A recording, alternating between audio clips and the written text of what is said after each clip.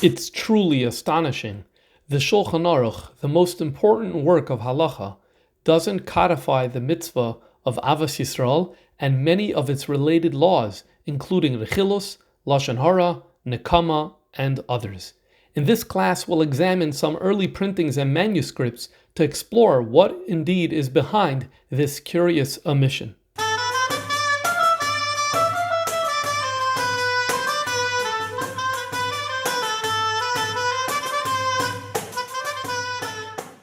Perhaps the most important sefer of halacha is the Shulchan Aruch.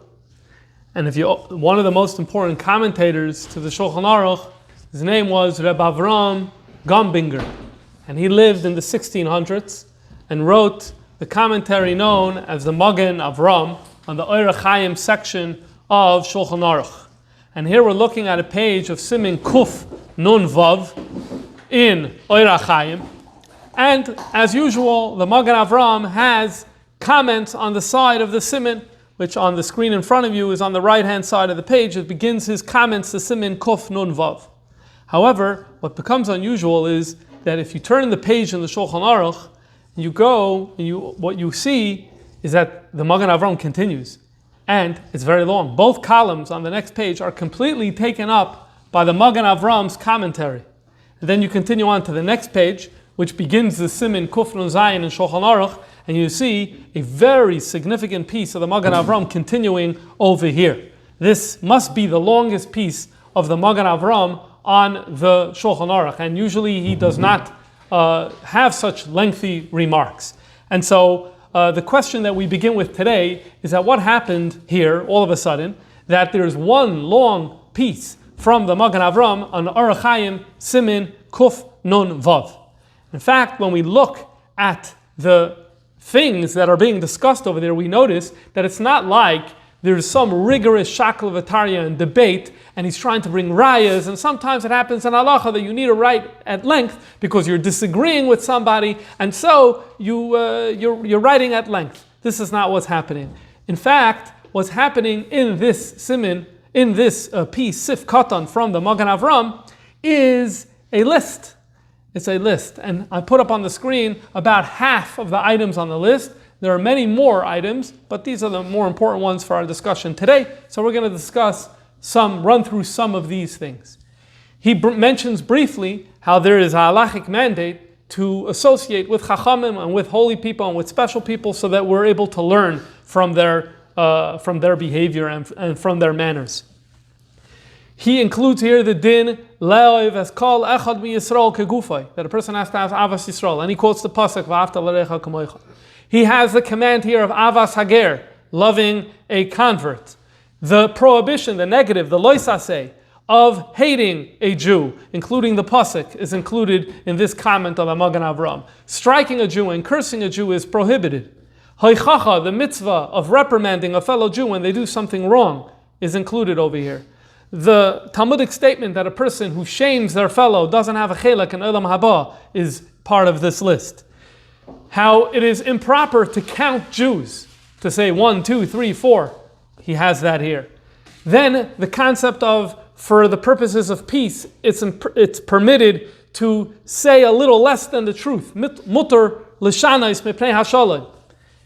A person should not praise their host in front of other potential guests, because then everyone's going to be running to this host and overtake this, and this host will not be able to bear that burden.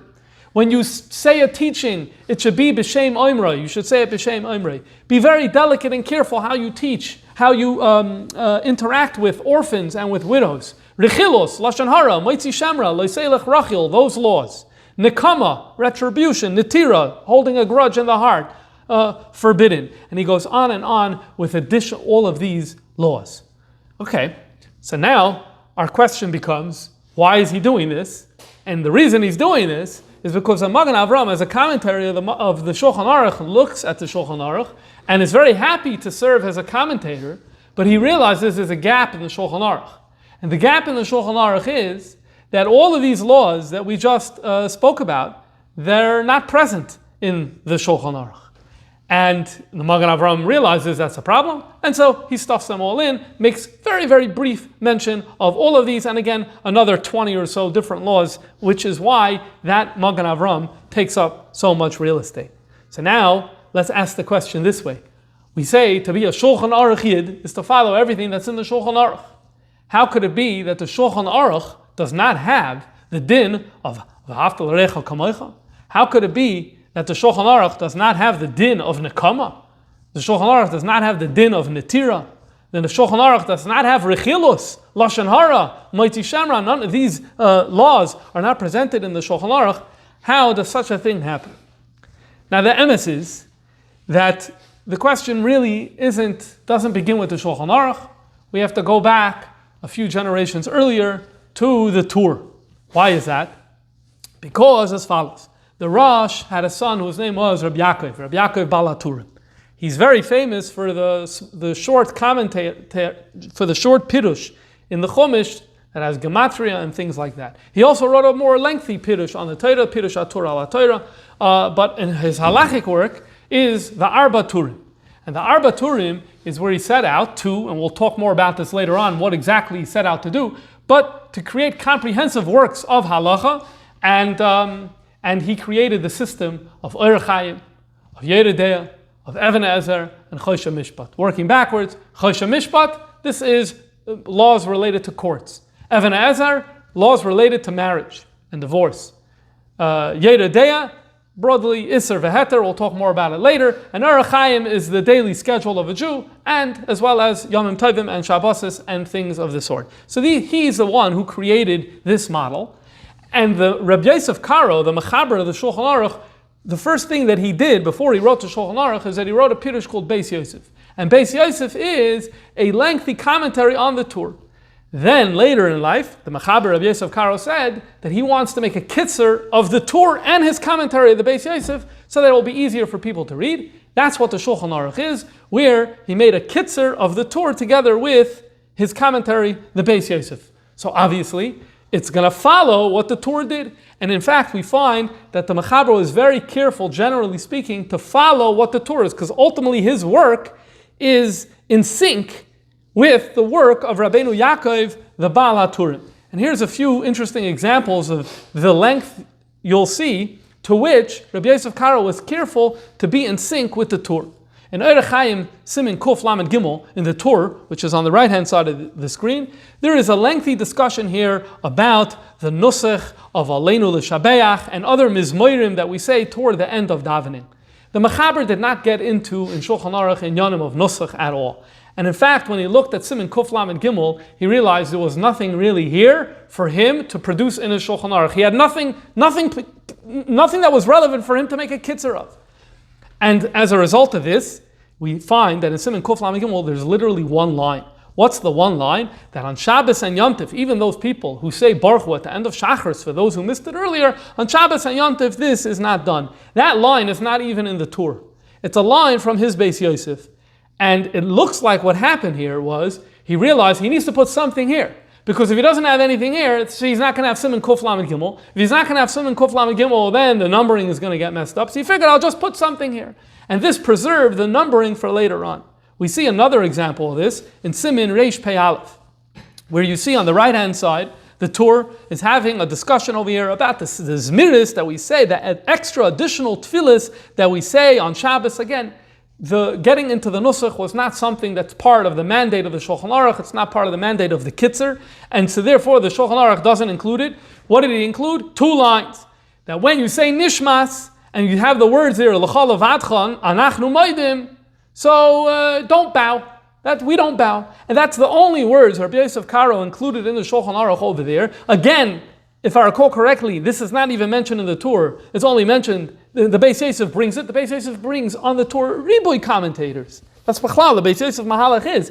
Here's what the Tur said. Let me tell you what else has been said about this that the Tur missed out. And so really, the Beis Yosef is really an encyclopedia. And he took this one line about bowing during Nishmas. In this way, we have Siman Reish Pei Aleph. Here's another example of the lengths to which Rabbi Yosef Karo went to make sure to stay in sync with the Tur. You have in Yeridea a section that deals with kalayim. And I'm showing you here from the very first printing of the Shulchan Aruch.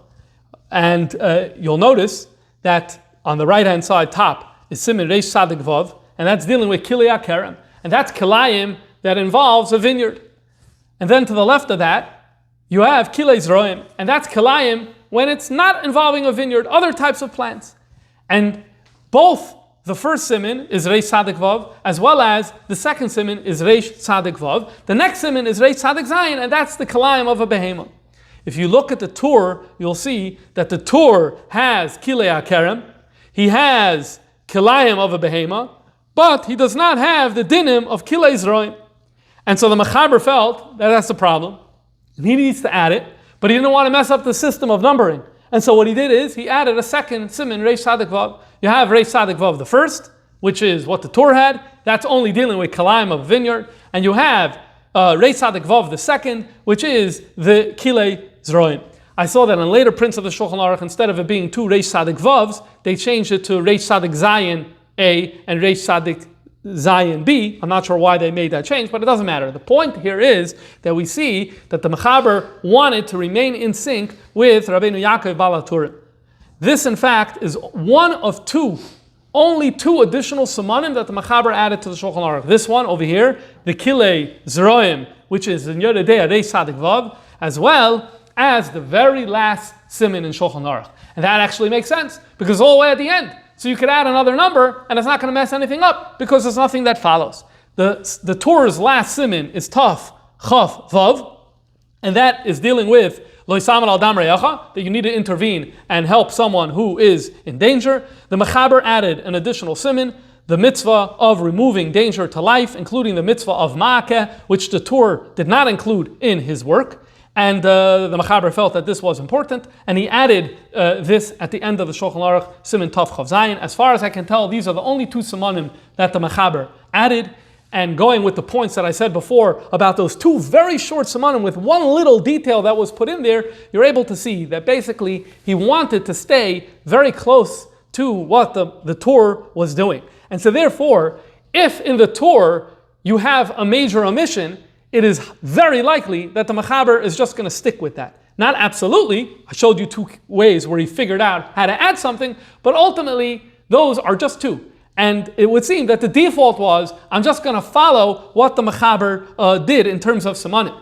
And so therefore, to open a conversation of, can you start a siman in Shulchan Aruch about lashon hara, and start a siman in lashon hara about rechilus, and start a siman in lashon hara about ahavas Yisrael and all those other topics, it's not like it would be easy. Obviously, he could have done it, but it's not like it would be easy.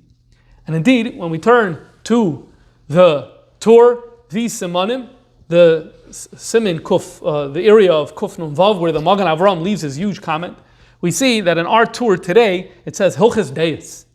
Hilchos Deis is a term that comes from the Rambam. We just finished learning Hilchos Deis in the cycle of Perek Echad of Rambam.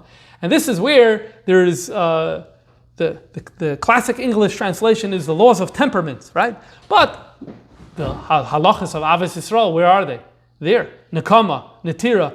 All of that, most of the material that we put up on the screen before, that had all those dinim that the Magen Avram added, where was he taking them from? He was taking from the Rambam Hilchos Deis. You have over here, Tur, Hilchos Deis, Siman Kuf Nun Hey. What does it talk about in Siman Kuf Nun Hey? It says that after you daven, you should go to work. However, be very careful that you should be learning Torah. And then he talks about eating, and it's important to take care of your health. That's a detail in Hilchos Deis. Then we move on to Siman Kuf Nun Vav. Here he speaks about when you're at work, don't overwork. And then he speaks about a few halachic issues that come up in work. Number one, mentioning God's name in vain. Number two, taking an oath in vain. Number three, making a partnership with a non-Jew, which will then, you may one day force him to swear, and then he's going to invoke the name of his God. Or doing business with a non-Jew in a way where you're giving him a gift in association with his Yom Tif, with his holiday, and so then you end up having a problem that he's going to thank his God. So that's also something that we want to avoid.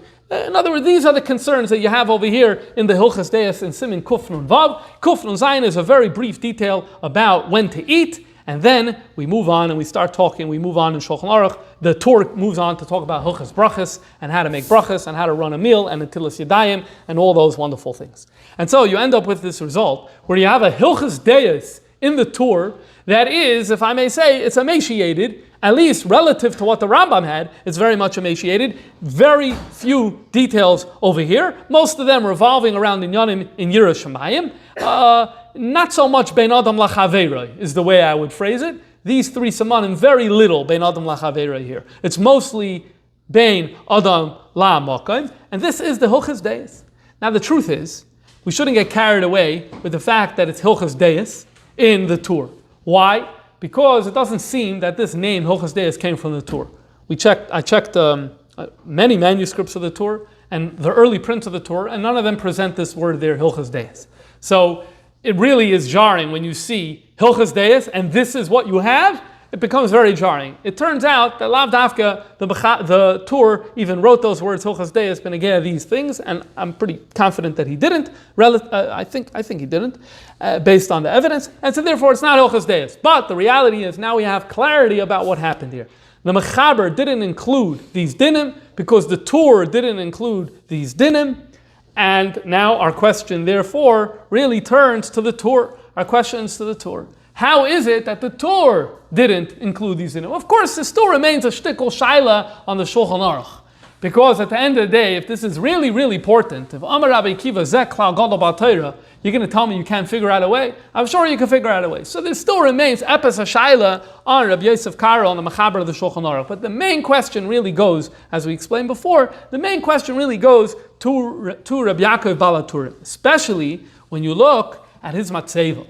You look at his matzeva, it's a fascinating thing, although we don't have his actual matzeva today, but in the 1840s, there was a fascinating individual in Italy whose name was Shmuel David Luzzato, and he was very into going to libraries and discovering manuscripts and learning about forgotten elements of our past, and in Italy, and he published a book called Avnei Zikaron.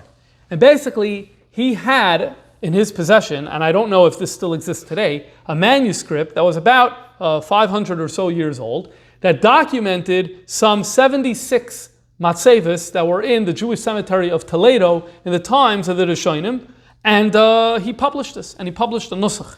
One of the matzevas that he published is Rabbi Yaakov, the son of the Rosh, Rabbi Yaakov Balaturim. And you'll see on his matzeva, so first of all, the very end of this matzeva signs off with a pasuk, V'Yaakov halach l'darka. Yaakov's on his way, right? He passed away, so he's going on his way. You're also able to see that his yard site is Yud Beis Tammuz. It says Yud Beis Tammuz is where he's buried, and it was right next to the Rosh. But earlier up on the right-hand side, you'll see, I highlighted the words, Upsakim l'shloisha darim. Here it's saying that he wrote clear svarim, and first it alludes to his commentaries on the Torah, and then it alludes to the psakim l'shloisha darim. What's a shloisha darim? We spoke about this in the previous class. We have Shisha Sidrei Mishnah. But of the Shisha Sidrei Mishnah and the Gemaras that are associated with them, 3 of them are not noyig in Chutz La'aretz b'zman ha'galus. There's only 3 that are noyig b'zman ha'galus every day for the most part. And that is Nashim. Nashim is relevant. Moyed, the Yom Tovim is relevant. And Nizikin. Those are the 3. Of course, you have them as a Chulin is in Kachim. That's also relevant. Brachas is in Zerayim is also relevant. But for the most part, during this period in time, they refer to it Shloisha Starim. And the people that was Iker Limud was in the Shloisha Starim. And it was a way of expressing totality, like you did everything. So if someone wrote a commentary on the Shloisha Starim, what essentially are we saying here? He covered the whole thing. What they really meant was, he took all of relevant Jewish law and he gave it to us. And with that type of statement, we turn to him and say, but did you? It doesn't really seem like you did, because you didn't give us these key bein adam lachaveiroi dinim of ahavas Yisrael and rechilus, lashon, nekamah, and tira that we spoke about before. So, did you really do everything? This is the question that we need to address. Now, I need to tell you, we're going to say some interesting things here. I don't know that we're necessarily going to have the best answer, so I don't want you to get your hopes high. But let's see what we're able to do over here. Now, we're arguing, and we've been stating the whole time, that ahavas Yisrael is not there in the Torah. Nekamah Netira is not there in the Torah. But really? Maybe if we open up some old printings of the Torah, very old printings of the Torah, maybe we'll discover something else. Here you have the Torah that was printed in the year 1490 in Naples. Naples is in Italy. 1490 means that this work is an incunabula, printed before the year 1501. That's the cradle of printing. These works are considered they are very rare, and they're considered very exclusive and chashuv to have. In this particular copy, how's it written? Printed. This is printed. Yeah, this is printed by a printing press. But it's in the early years of print, the first 30, 40 years of print. Here you have the Torah on Orach Chaim. It's Siman Reish Lamed Aleph. It's not the area we were looking before. Before we were looking at Siman Kuf Nun Vav, which was before Hilchas Brachas. Now it's forward. It's Siman Reish Lamed Aleph. It's right before Mincha. Okay, that's where the thing lies. This is the area. It's right before Mincha. It's after all the dinim of the Suda and the Brachas and the Netil Sidayim. After all of that, Siman Reish Lamed Aleph, and we have the following thing. And you'll notice that there's like block letters in the middle of the page on the right-hand side. So we're going to go in a little closer to see what it says. And look what it says on the left-hand side. It says, Ra'isi lahatik, I see it worthy of copying, Hilchas Deis laharambam, Zau. Why? Why is it important that I present here, in middle of the Torah Orach Chaim, after everything meal related, before everything mincha related? Why is it important to put Hilchas Deis here?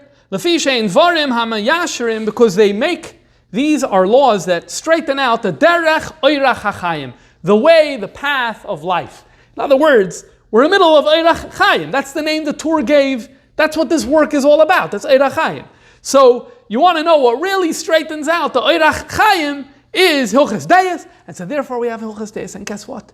You have the entire Hilchas Deis of the Rambam slap in middle, right in middle of the Torah, and it goes on for a number of pages. And at the end, you see all 7 prakim. Here's Perek Shvi, and then at the left-hand page, you'll see where it says Va'ata Nachzar L'Seder Hayoim. Now let's go back to talk about the order of the day. The Torah is structured in a way where you start out in the morning, and Orach Chaim, before you get to the Shabbos and Yom Tiv, it ends at night.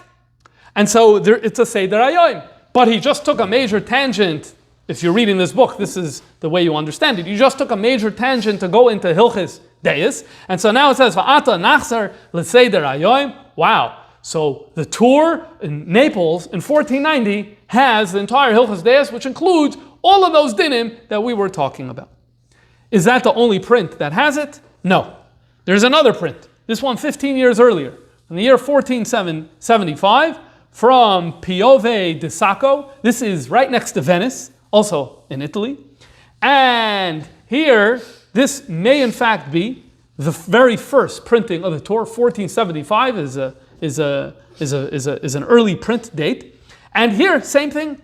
After Siman, here it's after Siman Reish Lamed Beis, but the numbering is different, but the content is the same.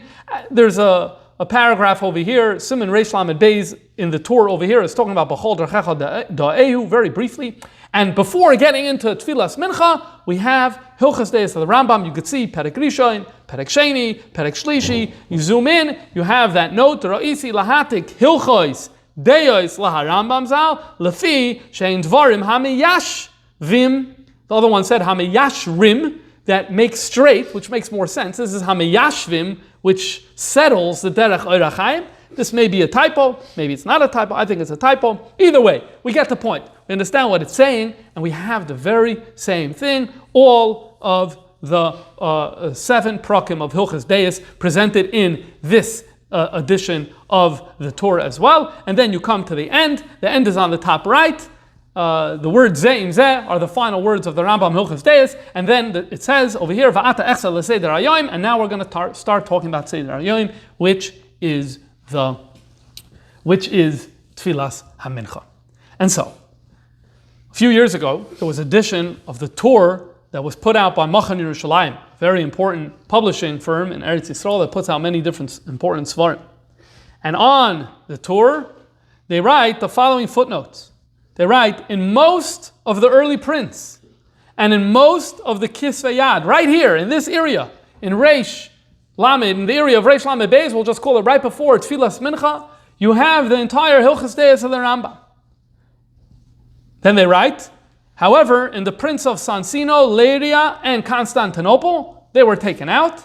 Presumably, they were taken out because the printers wanted to expedite their work and wanted to work more efficiently and quickly and didn't see need to publish word for word something that you could buy in your Rambam. And if you can buy it in your Rambam, why do you need it here? And so the printers just said, let's take it out. It's less work to do the typesetting. It's less work to do the arranging. It's less paper. It's cheaper. And let's just get rid of it. They don't say it 100%, but they seem to be saying that it belongs there. Why does it belong there? Because the two printings that we saw before is actually the way the Torah produced the work. That's what they seem to be saying, because they're saying it's laziness that allowed these other printers to take it out. So they're presenting a theory here that basically goes as follows. Rabbi Yaakov Balaturim is writing his Sefer Aruch, and at a certain point he says, you know what, I need to be covering nekamah, netira, lashon, hara, rechilus. But he says, honestly, I have nothing to add over what Rambam said. Now it's interesting because for every area in Jewish law, the Rambam spoke about it, and he rewrote it in his own way. But for some reason, here he decided, I have nothing to say, I have nothing to add, it needs to be there, so let me just copy myself. And he copied himself the whole thing, put it there, and he says, now let's go back, let's say the Rayom. That's essentially what they're saying. If that's true, then if you want to learn the whole Torah, then it means you need to be studying this as well. And so all of a sudden, if they're right, ahavas Yisrael, nekamah, all that was in there. It's just that the Torah felt that the best way to get it in there was by quoting it from the Rambam directly. Again, it's a little odd. It's very odd, especially when on every other topic he figured out his own language to do it. But okay, this is essentially what they're assuming. Now they wrote in their note that the majority of early prints, so I assume they mean early prints in Canabula before the year 1501. Okay, so here are 6 early prints that did not have the Hilchos Deis of the Rambam in it.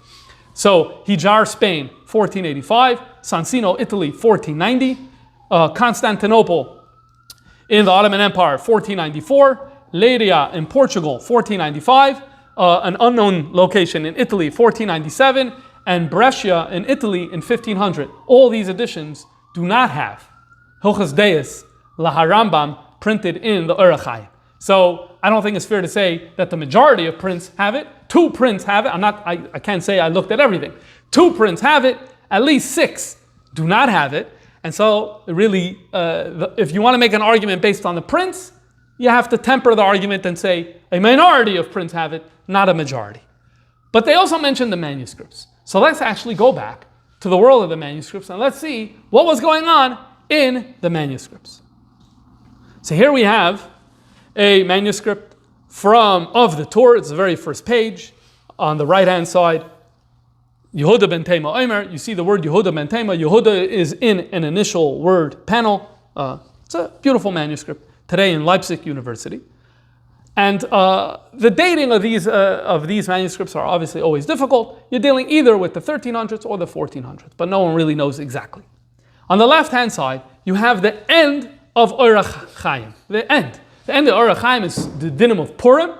This is all the way at the end after all the Yom Tovim. And you'll see on the bottom left it says, Nishlam Sefer, here, make it bigger. Nishlam Sefer Orach Chaim. Orach Chaim is finished.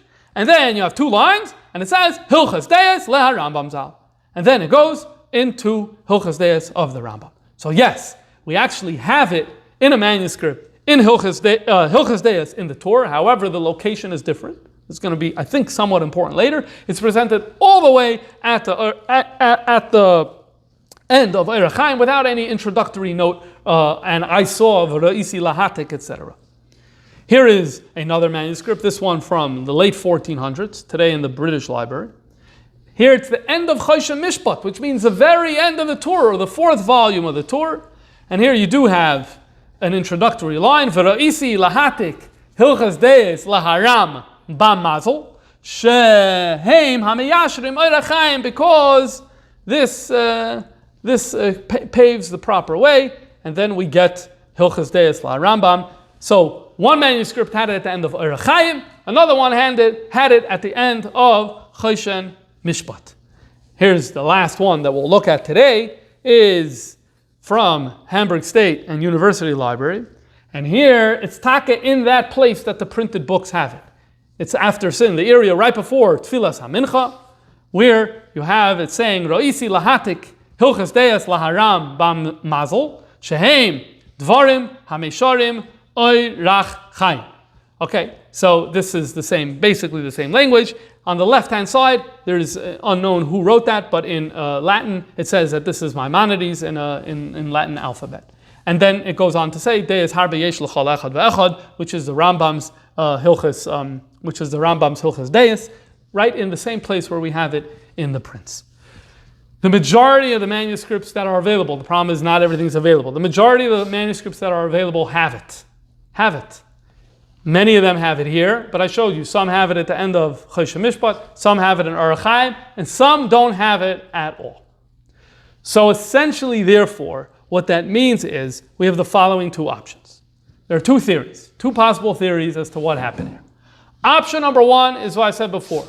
The Tur included it originally in his work.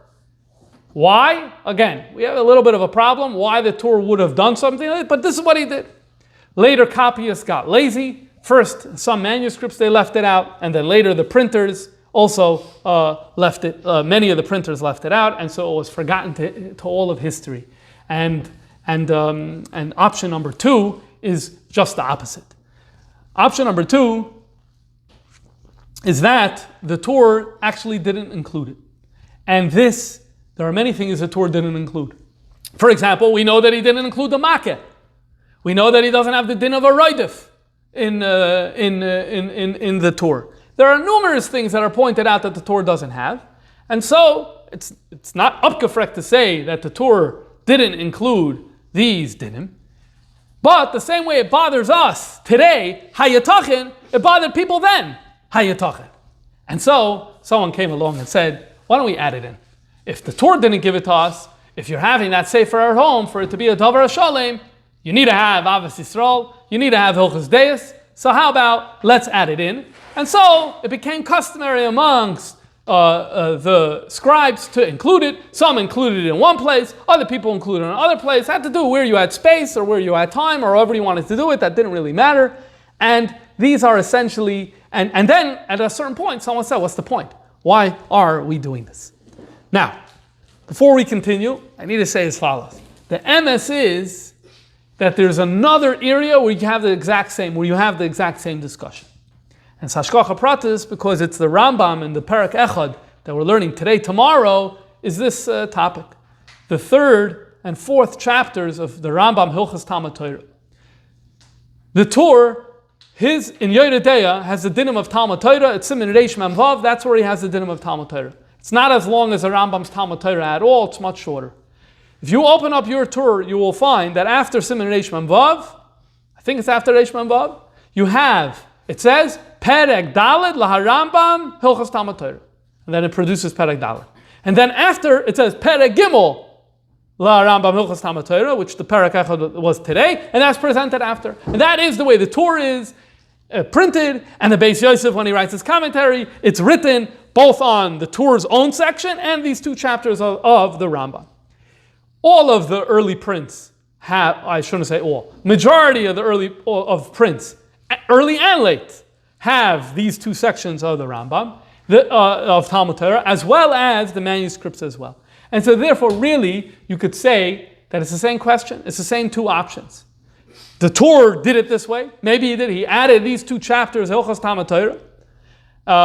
He felt, Rambam said it best, what I needed. Or you say that no, it was added in later by someone else. There's also the possibility that what is right for one is not right for the other. But our focus today is on Hilchos Deis, but I didn't want to leave you in the dark about the Hilchos Talmud Torah, especially because it's today's Rambam. So again, either they're both together or they may have a different destiny. It could be the history of them is not going to be the same. So what direction should we go? Should we go with option one, that it's original to the Torah, or should we go with option 2, that it isn't original to the Torah? So I'm going to present 3 reasons why we should be a little skeptical of the argument that it is original to the Torah. Number 1, why in the manuscripts do we find a variation of location? In one place, it's after Choshen Mishpat. In another one, it's after Orach Chaim. In the others, it's in Reish Lamed Beis. Yes, it is true the majority are in Reish Lamed Beis, but how would you end up having that type of variation if the Torah himself put it there? Wouldn't you think that it would stay wherever he put it? Now, is this ironclad proof? Not even close. But it's an argument, number 1. Number 2, as I've been saying the whole time, why would the Torah do that? That for every area in halacha, he rewrote it in his own signet, in his own way, and all of a sudden for this 1, or if you want 2 areas, he did it otherwise. Number 3 is the following. Let me show you the following. Here you have a manuscript. It's from a late period. It's from the 1500s. But even in the early 1500s, very few Svarim had gone to print, and it was still very common for people to write manuscripts by hand. And so manuscripts continue into the 1500s as well. And this is a Chumash, and it has Pirush Rashi. And after Parshas Zos HaBracha, it has a work of diktuk that I didn't figure out who's the one who wrote it, but there's a work of diktuk that's on the right-hand side of the page. On the left-hand side of the page, in the back of a Chumash, it's a different handwriting, but it's in the back of a Chumash. What do you have? V'ro'isi lahatik hilchas deis laharambam lefi shehein dvarim hameyashrim derech oirach chaim. The exact same thing. And then it goes and it presents hilchas deis of the Rambam. We're in the back of a Chumash. So what are we going to say? Are we going to say that this is original to the work on diktuk? Obviously, it's not original to the work on diktuk. It was added in. Why was it added in? Because someone felt that it's a good thing to have. It's a valuable thing to have. And so therefore, it was put into this random manuscript. So if it could be put into this random manuscript, very possibly, it could be put also into the Torah. In other words, it's not, by showing this to you, I'm showing you that the link between Hilchas Deis of the Rambam and the Torah has now been somewhat severed by the fact that we see the same Hilchas Deis with the same Ra'isi Lahatik. That can't be the Torah. The Torah isn't writing the Ra'isi Lahatik. So who's the Ra'isi Lahatik? The first copyist, the first one who came up with this chap, with this idea to put it in. That's his language, and then it was co-opted in other places as well. Now, I don't want to say that I know for sure. We don't know for sure. It is possible. We have 2 paths. Again, one path is that the Torah actually presented Hilchas Deis, presented ahavas Yisrael, and then it just becomes so bizarre how it was lost from us and didn't make it into the Shulchan Aruch. Or, what I'm saying now is slight leaning toward the argument that he, in fact, did not include it. He didn't include some other things. He didn't include this. It bothered people from a very early date. It was put into manuscripts. Some of the early prints got it as well. These are the 2 options. V'haboivchar yivchar. Now, if he originally included it, so there's not really much more to say. But if he didn't originally include it, so then we come to the question, hayatachin. Back to the question we've been asking all the time. Hayatachin. Mela, you want to say you missed out this dinner, that dinner. Okay, fine, I can live without it. But how is that possible that this isn't included? So let's go, again, this is assuming this way for the rest of this year. We're going to be assuming that way. Let's discuss multiple ideas and theories. Ultimately, this affects the Shulchan Aruch. So really, it's the same question, but affecting the Shulchan Aruch, but we're at the source in terms of the Torah. So the first thing we should ask ourselves is, maybe Rabbi Yaakov Baal HaTurim had another work up his sleeves. Orach Chaim, Yoreh Deah, Even Ezer, Choshen Mishpat, and Ben Adam Lachaveirah. And he just didn't get around to doing it. But when we read his introduction to the Torah, to the last volume, Choshen Mishpat, we see that this is unlikely. He says that he's calling a sefer Choshen Mishpat because it's dealing with judicial matters, and then he says, Uboy nishlamu arba haturim. The arba turim, the 4 pillars have finished. He's using here the language of the Choshen, right? Because this work is called Choshen Mishpat. The Choshen had 3 rows of 4 or 4 rows of 3, however you want to call it. We'll call it for this purpose 4 rows of 3. And he's saying, and I finished. And it's the Torah Echad, it's Arachayim, the Sheni is Yedideh, the Shlishi is Havan Erza, the fourth is Choshen Mishpat, and he's like, I'm done, I'm finished. And he's giving you a model from the Torah where it's something complete, where that had 4 pillars. So it becomes a little difficult to say that he was planning and just didn't get around to doing a 5th volume. So now let's explore from another angle.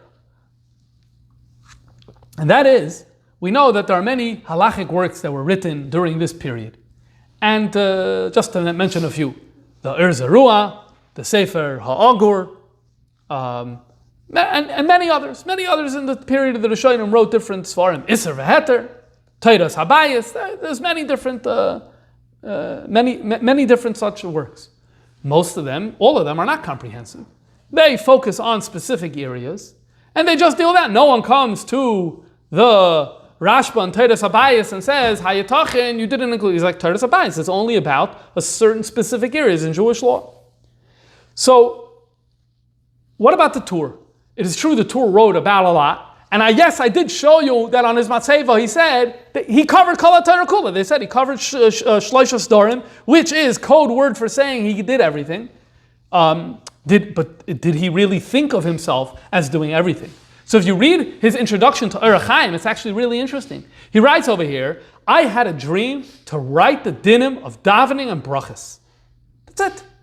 And then he said he had self-doubt, maybe he's not the right person for it, but then he gathered the courage, he did it, and then he says, and once I decided to do it, then not only I'll do tefillas and brachas, I'll also do Hilchas Shabbos and Moyadim and Yom Tov.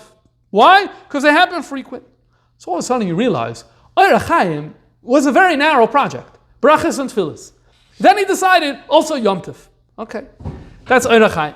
What about Even Ezer? Well, let's skip Yerideh for a second. Go to Even Ezer. Even Ezer, he writes in his introduction, very simple. I want to write a book related to marriage law, marriage and divorce. Yibum, Chalitza. Okay, very contained, a very narrow, specific area in Jewish law. Choshen Mishpat, judicial, as we said before. So all of a sudden, if a person is writing highly specific areas and they want to do a relatively comprehensive job in those areas, so then can you come to them with a taina, why didn't you include a different area? If in my area I missed something, then you can have a taina. And by the way, there are such things for all poskim. For the Rambam we asked that question, for the Torah we asked that question. An area you're covering and it looks like you missed something. What's pshat? All the Mefarshim discuss it. But that's in an area that I chose to discuss. Where do you see that I chose to discuss these inyanim of lashon hara and rechilus and nekamah and things like that? It's not there. Except we have to look at the Akdama to Yerideh. So you look at the Akdama to Yerideh, he writes, I'm going to make a sefer on Isser and Heter, Ush'ar kol hadvarim hatzrichim bizman hazeh. I am making a book on Isser v'Heter, and all of the other things that are needed in this day. Usually when we read this, we think this means all the halachis that are negea bizman hagolos outside Eretz Yisrael. He's going to include every single thing. So in other words, Yerideh essentially needs to be kol haTorah kula, except for the areas covered in the other 3 sections. And then he writes again at the end of his introduction for Yerideh, he writes again that this work guides a person b'chal asher yitztarech midvarim hanoyagim bizman hazeh, all things that are necessary today. Okay, all things that are necessary today. It sounds like it's going to have to include lashon hara and rechilus, unless we open up a conversation that all doesn't mean all means many.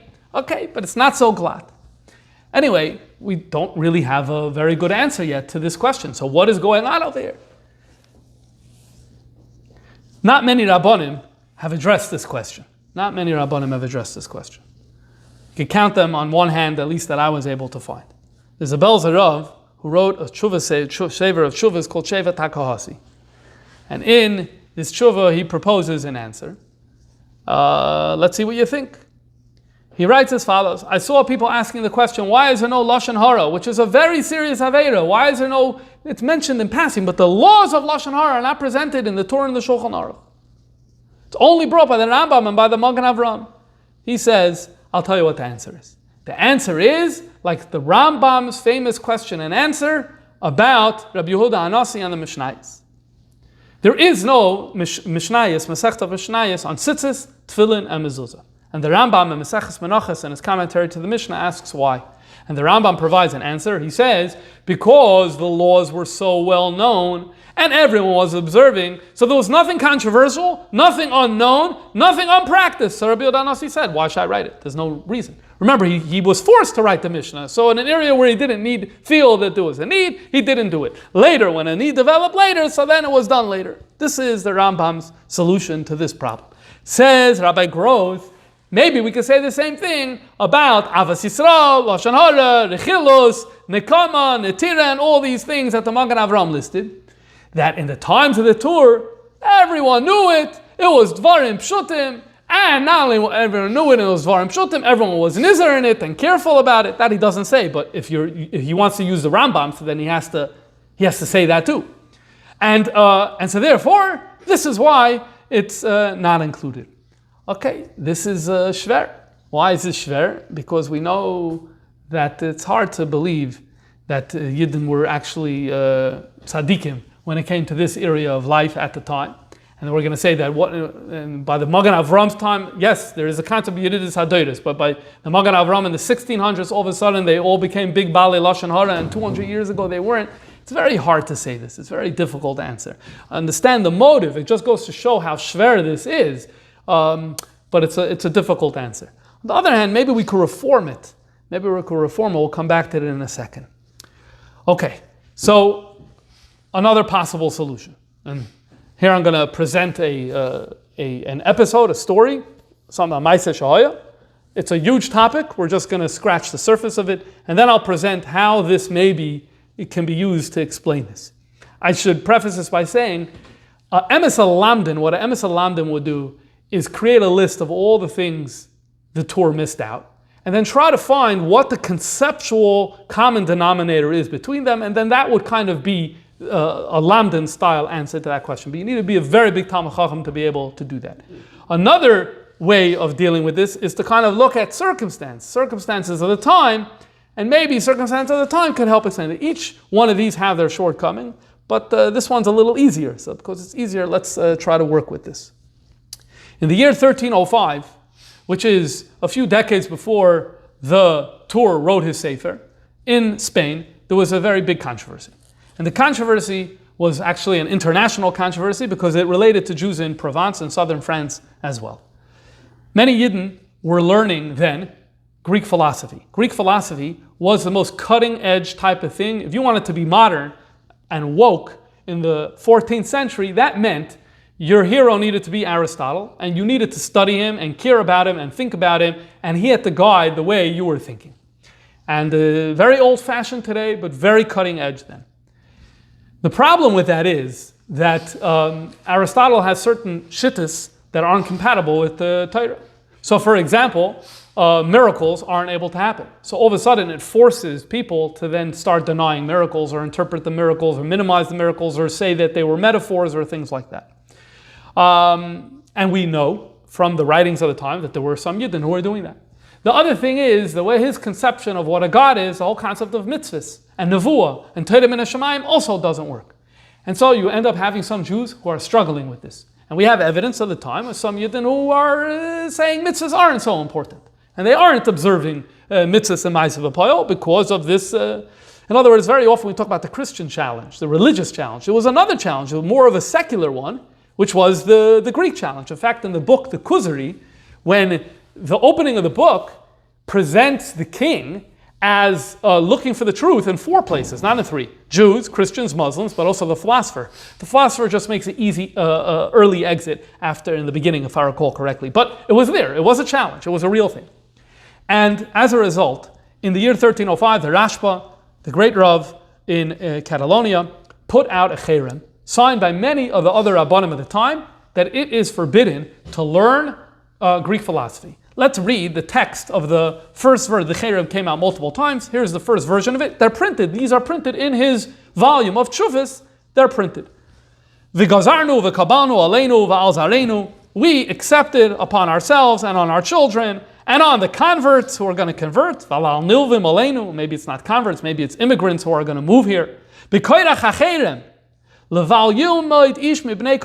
person from our community is allowed to learn B'sifrei HaYavanim, Which ones? Asher chibru b'chachmas hateva v'chachmas ha'elikus. Chachmas hateva means physics, and chachmas ha'elikus is metaphysics. In other words, Aristotle also spoke about spirituality, and he also spoke about God and things like that. So physics and metaphysics. So you're not allowed to read any of this, bein bilshoinam, their language, or lashon acher, in another language. Some of the stuff was translated into Hebrew. Me'ayoim vad chamishim shana, and this is valid. This cherem is for 50 years. Ad yeseh ben chamesh shana. After 25, that's fine. So the Gzeira is only till 25. In other words, it was about protecting children. And then goes on to say, and no one should teach this either. And the reason is because this is going to take people away. V'yasiru oisai me'acharei toiras Yisrael. Shehi lamayla min hachachmas ha'ela. So, in other words, you don't get a ban like this if you're not really dealing with a very serious problem. They were dealing with a serious problem, which is why the Rashba wrote this ban. Now, you had a lot of Yidden who had one leg in both.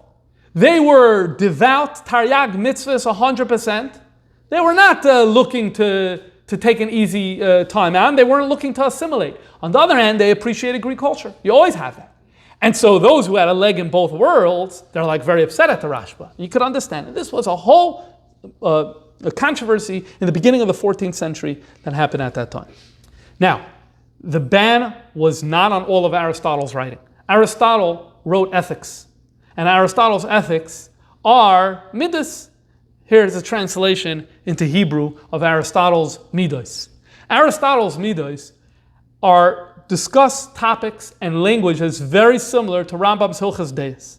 So much so that there's an article that came out, printed in this book, came out about 20 or so years ago, by a rabbi named Elchanan Samet. And it's a very interesting article because what he does is, he studied both, and he says that although there's so much similarity between the two, I want to show you how they're really different.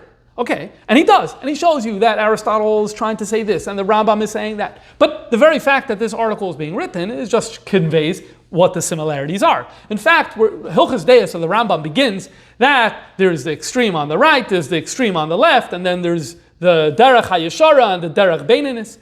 That wording is from Aristotle, and Aristotle used that in his work on ethics.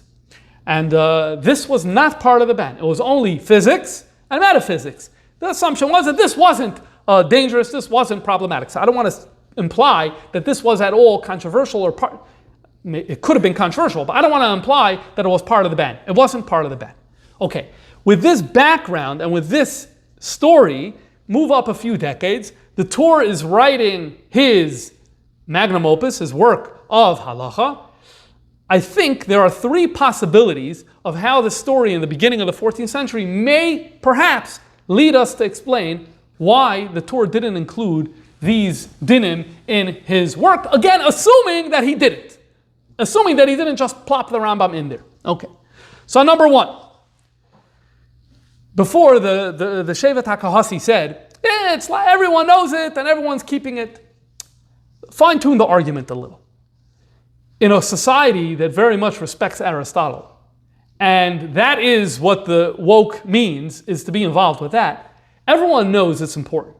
Everyone knows it's important to self-develop. Everyone knows it's important to be a mensch. Everyone knows that there's relationships with another person is important. Everyone knows revenge is bad. These are things everyone knows, regards them as important. And if everyone knows that they're important, maybe it's not, even if not everyone is doing it all the time. I know it's not a good idea. I may still struggle with it and do it. Maybe that was enough for the Torah to say, what I need to write? And let's go back to his language in Yeridei. His language in Yeridei is, I'm going to write dvarim hanitzrachim, things that are needed. How do we translate needed? So you could go with a maximalist interpretation, and that is any din that's relevant bisman hazeh.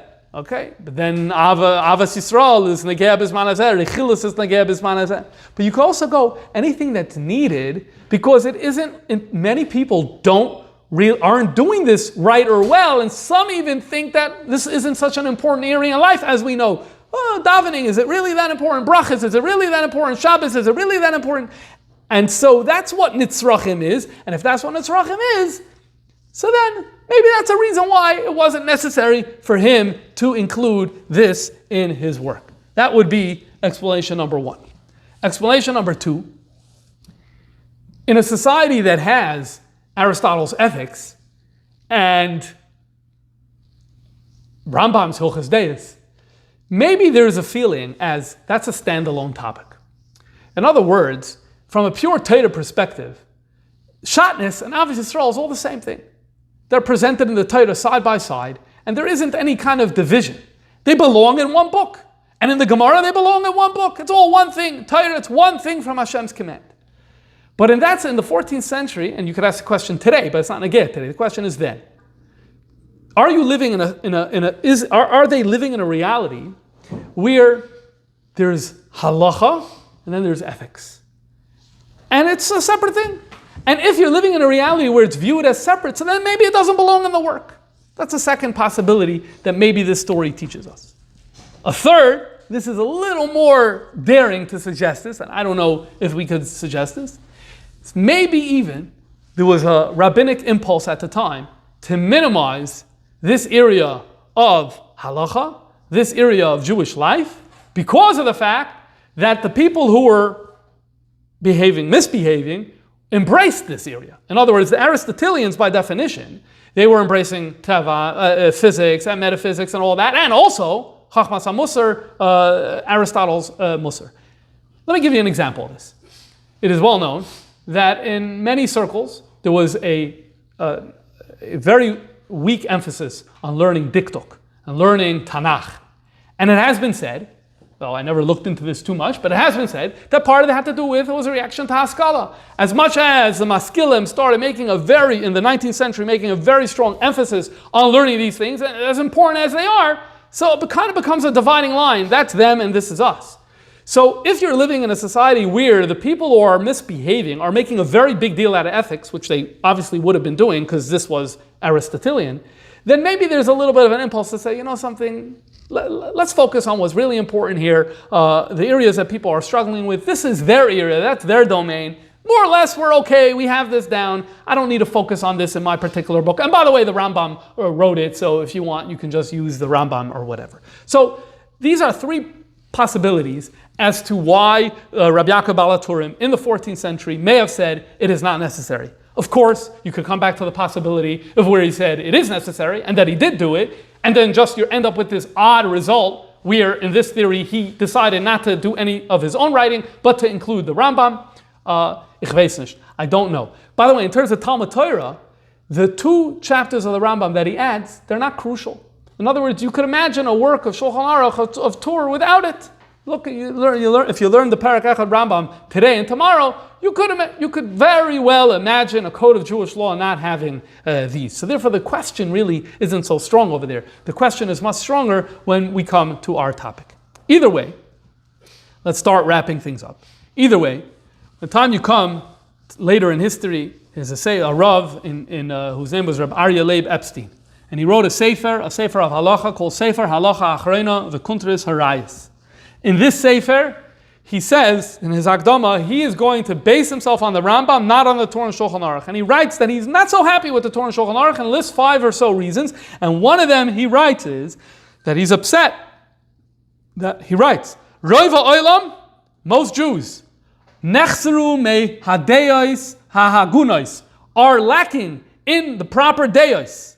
And they have deyos nifsados. And he blames it on what? Machma she'enam mefurashim b'Shulchan Aruch, because they're not specified clearly in the Shulchan Aruch. And there's the Hey mitzvahs aseh and the Sheish mitzvahs lois aseh. In Hilchos Deis, the Rambam has 11 of the Taryag mitzvahs are there, and these are missing from rechilus, nekamah, netira, ahavas Yisrael, sinas Yisrael, etc. And he writes other things, gaiva and kas and lashon hara and rechilus, nekamah, netira, sinas chinam. These are all missing there. And he blames it on the fact that it's not there in the Shulchan Aruch. Now, obviously, this bothered the Magen Avram, which is why the Magen Avram added all of it. But what ended up happening is that instead of the Magen Avram and his century of commentators acting as a commentary, he was the first layer. So it's like this whole area of Jewish law is 200 years or so behind, because it didn't merit to have the Gdolei HaPosim of the 1600s to comment on it, because it's put into the Shulchan Aruch by the Magen Avram. And then the Alter Rebbe paskins like the Magen Avram, and in his Siman Kuf Nun Vav, he he puts in all of these dinim, and all of these halachas are presented there in Sif. Alter Rebbe. This is the Alter Rebbe. No. He's the Rambam, the Magen Avram, and Sif Hey is mitzvah. I'll call Adam Lev. It's called Echad ve'Echad. There's actually censorship in this Avas Yisrael thing, and that goes to a class we did last year. It's in fact the first class that I put up on the podcast deals with the censorship in this siman of the Shulchan Aruch. So the bottom line is, the Psak Din is not like the Torah. It's not like the Torah in the sense that who either omitted or just copy and pasted Rambam, and that did not become the Psak Din. The Psak Din was the way the Magen Avram did it, the way the Alter Rebbe did it. Avas Yisrael has to be stressed again and again and again, which goes to another topic we spoke about, the Madura Kama of Tanya, which didn't have Perek Lamed Beis in Tanya, and then the Alter Rebbe added it, and the Rebbe said the lesson we derive from here is that we need to stress Avas Yisrael all the time. Okay, this concludes the general thesis of the discussion. I think this is a healthy discussion in terms of understanding a little bit the history of the Shulchan Aruch, the commentaries of the Shulchan Aruch, the printing of the Shulchan Aruch, the printing of the Torah, the interrelationship between the two, the early prints, the manuscripts. So this is, I think, a good background. But why is it Negea now? So let's spend 5 minutes, we'll conclude with the next 5 minutes, on how this relates to the time before Matan Torah. Because in at least two very special ways, the idea of Avas Yisrael and Achdos Yisrael is crucial when we come to Matan Torah. First of all, because of the Aseres HaDibros. And in the following Sikha of Wednesday, Parshas Chanon, Yud Gimel Menachem of Tovshin on Aleph, the Rebbe said the following: the Aseres HaDibros begin with Anochi Hashem Aleikecha, and then it goes through numerous commandments. The end is not coveting Chol Asher L'Reacha, anything belonging to your friend. This teaches us a very clear lesson for every Jew, whether it be a youngster or an adult. Just as it's so obvious and clear that we need to be careful when it comes to Anochi Hashem Aleikecha, the very first of the 10 commandments, so it needs to be clear to each of us that we need to be careful in the other commandments as well. In the last commandment, which deals with inyanim hashayachim lechaveiroi, inyanim that are relate to a friend. And then he says, and by the way, not just the Yid himself, his body or his soul, but it's his property. Chayil asher l'reacha. Not only I'm going to have Avas Yisrael to the person, but I'm going to be delicate and careful about this person's possessions.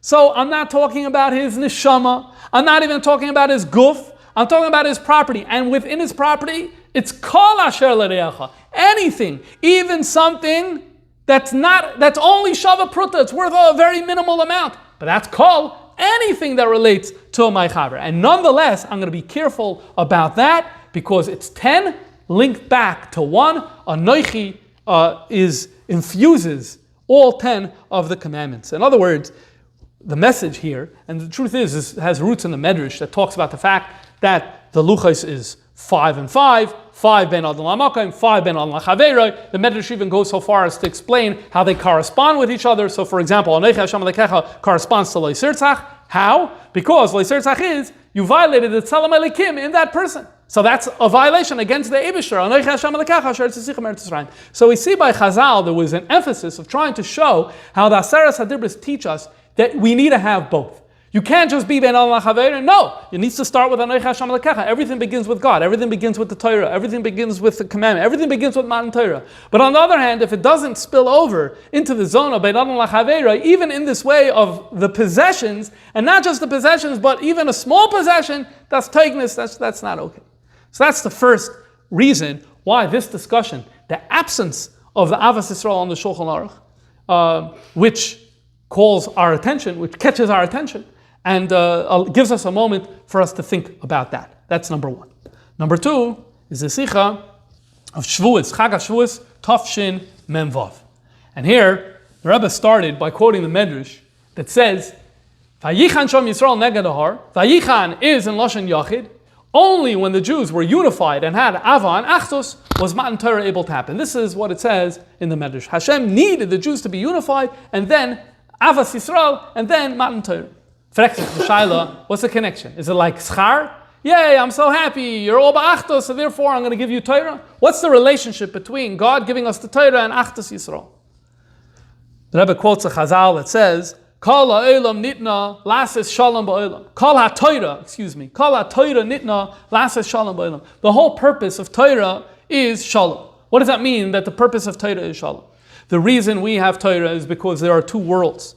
There's the spiritual world, and there is the physical world.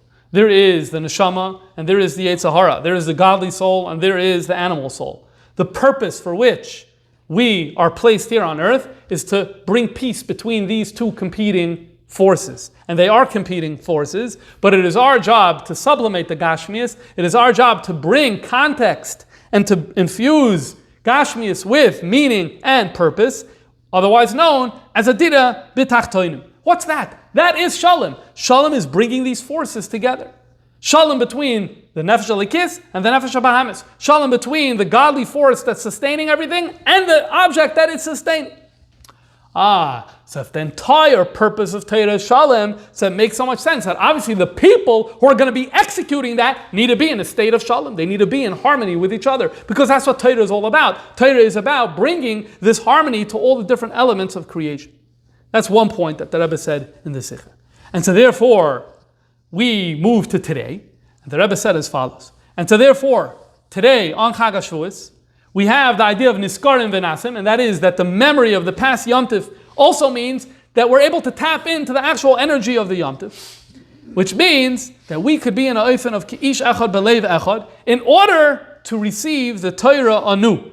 And this powers us to be able to do our avodah of bringing shalom into this world. The Rebbe went on further to say three things. That when we look at the Parshas HaShavua and the Kviyas of Shavuos, as well as the Shir of the Rambam Hayomi, we're able to see this idea even further. Why is that? So number one, in terms of Parshas Nosai, the Kviyas of Shavuos. In Tavshem Vav, the second day Shavuos was Shabbos. How is that Achdus? Because in the average year in Eretz Yisrael, when we're celebrating the second day of Shavuos, they have a regular Yom Chol. They're putting on tefillin, and they're doing malacha, etc.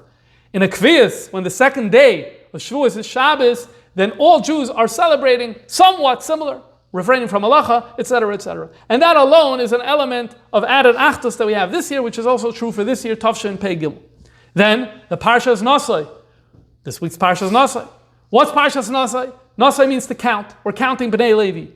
What's the message of counting? Every single one is equal. That's why anytime the Jews are being counted, every single one is counted. Every one is the same. Number one is just one. And number two is just two. Every single one is equal. And why are the Yidden being counted? We're taught by Rashi, Yidden are being counted because when you love something, you can't hold yourself in, you talk about it all the time. Or when you love something, you take it out and you count it again and again. So that love that God has for the Jewish people is to every single one of us equally. And so therefore, the theme of Parshas Nosai, number one, counting, and number two, why God counts, really bespeaks the idea of unity. And then, whatever the shir of the Yomi of Rambam was, then was also related to the theme. But for us, at least in the context of the Parak Echad of Rambam, it's very clear how this is related. Number one, Talmud Torah, you can't get more of a connection to Shavuos than Talmud Torah, and Kol HaTorah Nitna Lasa Shalom. But additionally, the prakim that we spoke about are related to the topic because they are included in the Torah after Siman Reish Mem Vav or Reish Mem Zayin. So let us just conclude as follows with the following words of the Rebbe. Steindik in Zman Matan Torah Seinu, when we're right at the time of Matan Torah, Hat men di'ayra berura ugluya. We have a very, very clear and revealed message, and in bold letters, as yederer un yederer. That's every male and female. Anashim nashim v'taf. Darfan bepoil oisnus and dikoiches. Use your potential and use your abilities. Oif moisav zayin bepashtos, in a very simple way, in a very practical way. In ahavas Yisrael, on achdos Yisrael, bepoil mamish. And let that taka be the case. Kabbalas HaTorah, the simcha of it.